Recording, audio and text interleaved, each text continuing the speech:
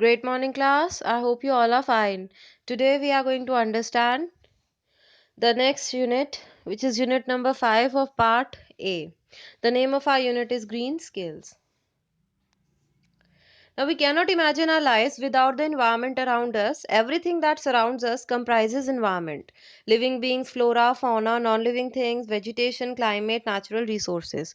तो वो क्या बोलता है कि हमारे अराउंड जो कुछ भी है, whether it is living things or non-living things, they all constitute environment. जैसे हमारी flora हो गई, fauna हो गई, हमारी climate, vegetation, natural resources हो गई. Each of these affect us in one or the other way, and in turn, our actions also have a deep impact of all these, largely called as environment.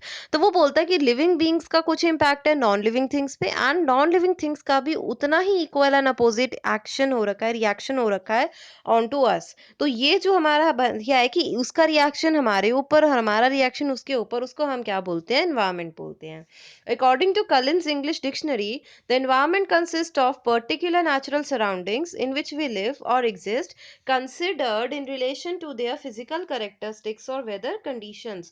तो environment किसको consist करता है natural surroundings को जिसके अंदर हम रहते हैं हमारा जो नेक्स्ट टॉपिक है that is relation between society and environment इसको पहले मैं शॉर्ट में एक्सप्लेन कर देती हूँ then we are going to read देखो सोसाइटी क्या होता है ग्रुप ऑफ पीपल होता है जो एक ग्रुप ऑफ पीपल जो आपस में काम करता है रहता है उसको हम सोसाइटी बोलते हैं इन्वायरमेंट हमने पढ़ लिया natural non living things and living things अब इन दोनों में रिलेशनशिप क्या है देखो सोसाइटी क्या है ग्रुप ऑफ पीपल है अगर ग्रुप ऑफ पीपल ये सोचते हैं कि हमें हमें नॉन लिविंग थिंग्स को खराब नहीं करना हमारे जो नेचुरल रिसोर्सेज है वेजिटेशन है हमको उनका ख्याल रखना है तो इन रिटर्न हमें पॉजिटिव चीजें मिलती हैं लेकिन अगर हम सोचे कि नहीं आप मनी माइंडेड बन जाओ आप सोचो नहीं मैं सारे ट्रीज काट दूंगी मैं सारा कोल खत्म कर दूंगी तो उसका इम्पैक्ट आज के टाइम पे आप देख सकते हो हाँ क्या हो रहा है क्लाइमेट के चेंज हो रहा है क्लाइमेट चेंज के अलावा क्या हो रहा है ग्लोबल वार्मिंग हो रही है ओजोन लेयर डिप्लीशन हो रही है पोलर आइस कैप्स मेल्ट हो रही हैं तो ये क्या है आपका एक रिलेशन है कि अगर सोसाइटी इन्वायरमेंट के साथ पॉजिटिवली रिएक्ट कर रही है तो इन्वायरमेंट भी आपको एक पॉजिटिव वे में ही है लेकिन अगर आप जो सोसाइटी है वो इन्वायरमेंट के साथ नेगेटिव वे में एक्ट कर रही है तो उसका जो रिएक्शन है वो भी नेगेटिव ही हो रहा है इसका मतलब दोनों आइसोलेशन में नहीं है both society and environment are independent तो यही इसका रिलेशन है सबसे पहले वो आपको बताता है सोसाइटी होती क्या है it constitutes a group of people living together जो लोग साथ में रहते हैं सिटी टाउन कम्युनिटी स्टेट में they are a society it is these group of people with their own sets of ideologies and believe that effect the environment और यही क्या करते हैं एनवायरमेंट को इफेक्ट करते हैं if a group of people believe that rivers are sacred then all peoples belonging to that group will resonate the practices that support their belief मतलब अगर कुछ लोग ये सोचते हैं कि रिवर्स की पूजा करनी है तो बाकी सारे भी ऐसे ही करेंगे but if a group of people think that killing of animals is a heinous crime अगर वो सोचते हैं कि हमें ये नहीं करना चाहिए एनिमल्स को नहीं मारना चाहिए तो वही बिहेवियर रिफ्लेक्ट होता है सोसाइटी के अंदर but if a group of people is greedy and is concern to accumulate wealth their actions will echo their mindset and will have adverse effect on the environment और अगर कुछ लोग ये सोचते हैं कि नहीं हमारे को तो सिर्फ पैसे से मतलब है तो उनका जो माइंडसेट होगा वो यही दिखाएगा और इन्वायरमेंट जो होगा वो एडवर्सली इफेक्ट होगी अभी इन्वायरमेंट तो खराब हो गई क्योंकि लोगों ने ये सोचा लेकिन हर एक्शन का इक्वल एंड अपोजिट रिएक्शन होता है सो इन दिस सो क्या होगा टू फिलफिल देयर ग्रीड वो एक्सप्लॉइट करेंगे रिसोर्सेज को तो नेचर क्या करेगी उसका अपना वे है to show its fury issues like global warming climate change बाकी मैनमेड डिजास्टर्स जो हो रहे हैं वो सारे इसी वजह से हो रहे हैं तो in short we can say that both society and environment are independent and can not exist in isolation अब जो हमारा नेक्स्ट टॉपिक है that is ecosystem and factors causing imbalance देखो इम्बैलेंस तो हो रखा है आज के टाइम पे तो बहुत ज्यादा है हमें भी पता है कि फॉरेस्ट का कटिंग रेट जो हम ये नेचुरल रिसोर्सेज को यूज करते हैं ऑब्वियसली ओवर एक्सप्लॉयटेशन हो रखा है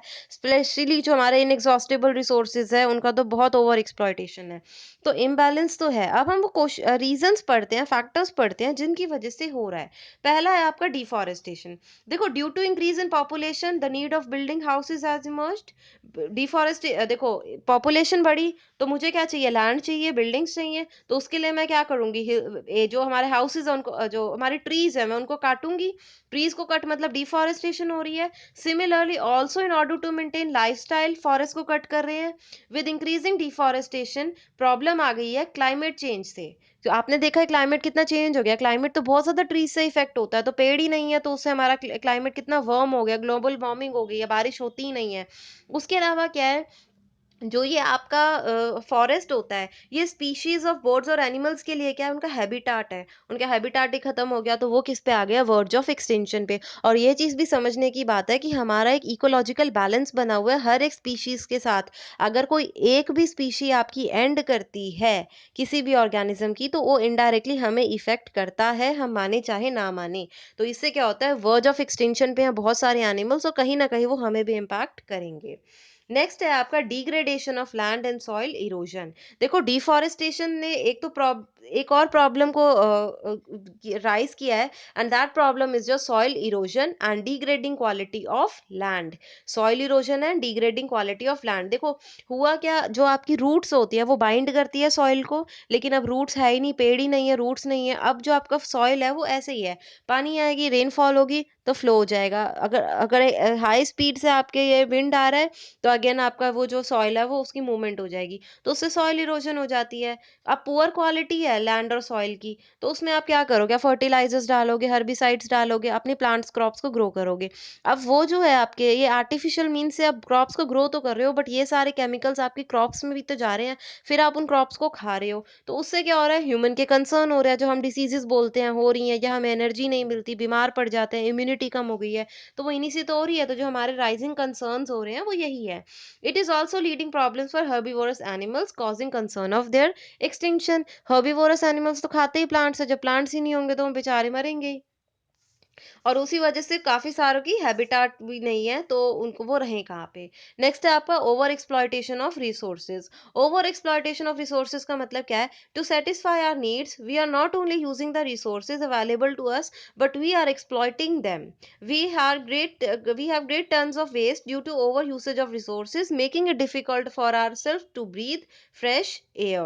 The over exploitation is also one of the factors adding to degradation of land. The natural resources that take millions of years to prepare are being used at a rampant rate by us, that is not only causing pollution but will make the life of the future generation also difficult. तो वो क्या बोलता है कि आप resources को बहुत ज़्यादा एक्सप्लॉइट कर रहे हैं, हाई रेट पे, अलार्मिंग रेट पे, you are using the resources, and what will happen because of that is that our future generation won't be having any resource to make their own products. उनके पास resources ही नहीं बचेंगे अगर हम इस rampant rate पे क्या करेंगे, we are going to use the resources. Next is your industrial and atmospheric pollution. देखो आपको पता है जो नंबर ऑफ इंडस्ट्रीज है, फैक्ट्रीज है, वो ओपन तो होती रहती है, लार्ज नंबर पे ओपन होती हैं, तो ये भी क्या एक मेजर कंसर्न है। अभी हम सोचते हैं इंडस्ट्री क्या करती होगी, एयर पॉल्यूशन करती होगी, बट नहीं, अकेली एक industry air pollution, land pollution, water pollution सब कुछ कर देती है। तो now understand how the pollution causes the pollution caused by these industries and factories is not limited to air. Air में तो चिमनी से चला गया. Now the presence of industries near the rivers to dispose the waste is causing water pollution. Industries क्या करती हैं, अपने waste को कहाँ पे effluent कर देती हैं, rivers के अंदर, उससे क्या होता है, water pollution. Some industries also dump their waste in landfills, मतलब पिट बनाते हैं, उसके अंदर waste डाल देते हैं, तो उससे क्या हुआ, land भी आपकी pollute होगी. Though number of measures have been taken to curb this problem, but still a lot of effort need to be made in order to put a stop to atmospheric pollution. वो बोलते हैं फिर भी आपको बहुत मेहनत करनी पड़ेगी. नेक्स्ट है टू एयर पॉल्यूशन को, एटमॉस्फेरिक पॉल्यूशन को स्टॉप करने के लिए. नेक्स्ट आता है नेचुरल रिसोर्स कंजर्वेशन. देखो कंजर्वेशन क्या होता है, अभी हमने देख लिया कि हमारा एक्सप्लॉयटेशन वगैरह हो कैसे रहा है, खराब कैसे हो रहा है. अब हमारी चीज क्या होगी कि हम उसको सेव कैसे कर सकते हैं. So conservation is the key to the world's environmental problems. This means that we need to judiciously use the resources around us and without wasting them. मतलब बिना वेस्ट किए हम उनको कैसे यूज कर सकते हैं judicially. पहला है आपका air conservation. At large level, minimizing the release of toxins and greenhouse gases by the industries will help us conserve fresh air. वो बोलता है कि अगर हम टॉक्सिन्स और ग्रीन हाउस गैसेस को क्या करते हैं, मिनिमाइज कर देते हैं इनका रिलीज, तो हमारा एयर पॉल्यूशन जो है वो कम हो जाएगा, कंजर्व करेगा हमारी एयर को. एवरी इंडिविजुअल भी कंट्रीब्यूट कर सकता है, ये नहीं है कि हम फैक्ट्री वालों पर डाल दो कि उनकी वजह से आता है तो ये उन्हीं की प्रॉब्लम है. No, we can also we can also do it bit by bit and we can conserve our air. तो हम कैसे कर सकते हैं, बाय यूजिंग पब्लिक ट्रांसपोर्ट, या फिर कार पुलिंग से, कार पुलिंग का मतलब इवन ऑड वाला सिस्टम, या फिर हम बैटरी वाले व्हीकल्स को यूज कर सकते हैं, इलेक्ट्रिक व्हीकल्स, या फिर नेचुरल गैस को यूज कर सकते हैं, CNG, in comparison to your petrol और डीजल. या फिर क्या कर सकते हैं, पॉल्यूशन चेक करवाएं बार बार, बार, एंड मेंटेनेंस रखें अपनी व्हीकल्स की। तो इससे क्या होगा, हमारा एयर जो है कंजर्व होगा। या फिर हम ग्रीन वेस्ट को भी यूज कर सकते हैं to renovate and construct buildings, will also help to reduce air pollution. Next is your water conservation. Water conservation, आपको पता है 70% of land earth is made of water, लेकिन पीने के लिए 1 to 2% ही है। तो scarcity of water has caused international agencies to act immediately. Wisely using the water is the need of hour. Adopting rain water harvesting system. Rain water harvesting के अंदर क्या होता है कि आप अपनी साइड पे पिट बना लेते हैं, रेन वाटर को आप उसमें स्टोर करते हैं, आफ्टरवर्ड्स आप उस वाटर को किस लिए यूज कर सकते हैं, for cleaning purpose, bathing purpose, right, in purpose, simple purposes के लिए, ड्रिंकिंग के लिए ना भी करें तो आप बाकी अपने normal day to day car wash और ऐसे कामों के लिए you can use this water. तो रेन वाटर हार्वेस्टिंग सिस्टम को यूज कर सकते हो। वेस्ट वाटर ट्रीटमेंट कर सकते हो। वेस्ट वाटर ट्रीटमेंट के अंदर क्या होता है, जो आपका सीवेज का पानी होता है उसको हम ट्रीट कर सकते हैं ताकि हम उसको नॉर्मल डेली बेसिस के लिए यूज कर सके। तो इससे क्या होता है, फ्यूचर जनरेशन के लिए पानी जो है वो कंजर्व हो जाएगा। और डे टू डे लाइफ में भी जुडिशियस यूज करना वाटर का, जैसे आप टैप्स को यूज करते हो, तो टैप्स को ये नहीं है कि रनिंग ऑन रखो और वो रन करता रहे वाटर, नो। जब आपको नीड है टर्न ऑन योर टैप, जब नीड नहीं है तो प्लीज क्लोज योर टैप्स, ठीक है। Last is your land conservation. Conserving land means to act at two levels.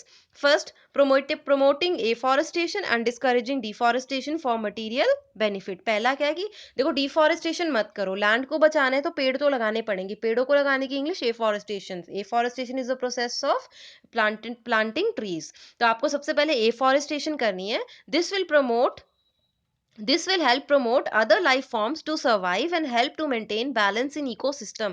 इससे क्या होगा, इकोसिस्टम के अंदर जो बाकी के ऑर्गेनिजम्स है वो भी लाइफ कर पाएंगे और एक बैलेंस बनेगा। सेकंड क्या है, क्वालिटी ऑफ सॉइल इंप्रूव होगा क्योंकि बाइंड करेगा, वहीं पे रहेगा, ह्यूमस क्रिएशन होगी, तो इसलिए आपके सॉइल की क्वालिटी रहेगी और जो हमारे मोस्टली हेल्थ कंसर्न है रिलेटेड टू फूड वो हमारे खुद ही ठीक हो जाएंगे। Landfill and degradation of land and agricultural field is resulting in poor quality of crops leading to major health concerns. आपको बताया था जो हम लैंड फिल करते हैं, जो हम इंडस्ट्रीज का वेस्ट डाल देते हैं लैंड के अंदर, वो ना करें, नहीं तो उससे लैंड जो होती है डिग्रेड होती है। The call of the action is to manage our waste using 4 Rs and 1 U।